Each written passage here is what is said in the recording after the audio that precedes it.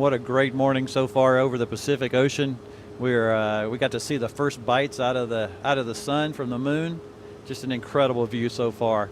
I really want to thank all the teams that are out there all over the country helping us to get the most science we can get from here.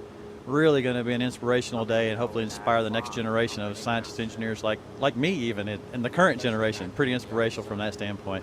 Volunteers everywhere, so we're excited about what's going on. And I got to turn it over to my buddy Thomas here. This is his field of study. So Thomas, what do you think so far?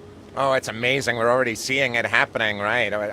Why do you think this is important to NASA and the United States? Well, for us, it's a great opportunity. The totality across the continent, we're going to learn as much as we can.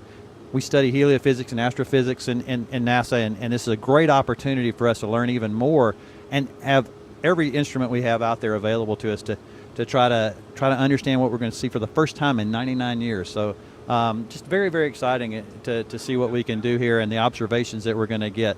Can't wait to see the science come in and all the different science we're going to get from here. So, everybody's going to learn something. So you tell me what you think you're going to learn, Thomas, having been studying this for your whole career.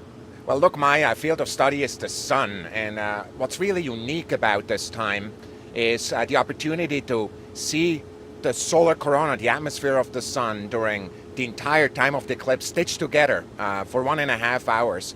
And the sun, of course, is important because it's the most important star. Everything we learn about other stars we learn here first, but it's also a source of space weather and radiation. And actually on board this aircraft we have two instruments, one from Los Alamos and one from Space Environment Technologies, that make those very measurements of how this radiation affects us.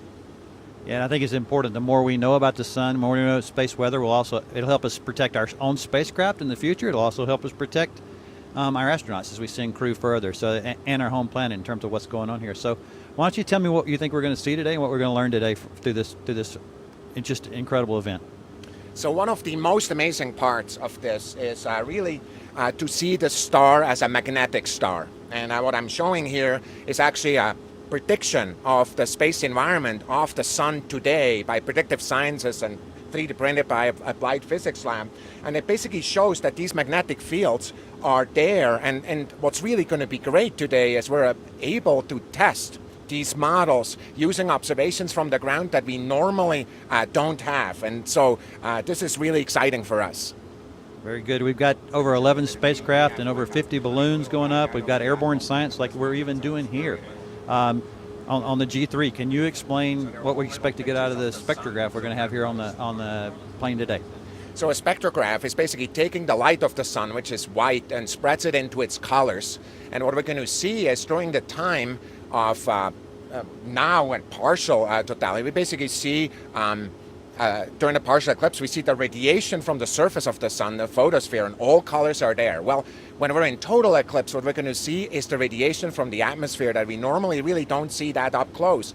And that radiation actually has two predominant lines. One is really hot iron, and the other one is, it's hot because it's 1,000,000 degrees because of that magnetic field. The other one is helium, called helium because of Helios, the sun in Greek. So it was actually discovered during an eclipse, just like it today. Very cool. So here we are about 30 minutes away from totality.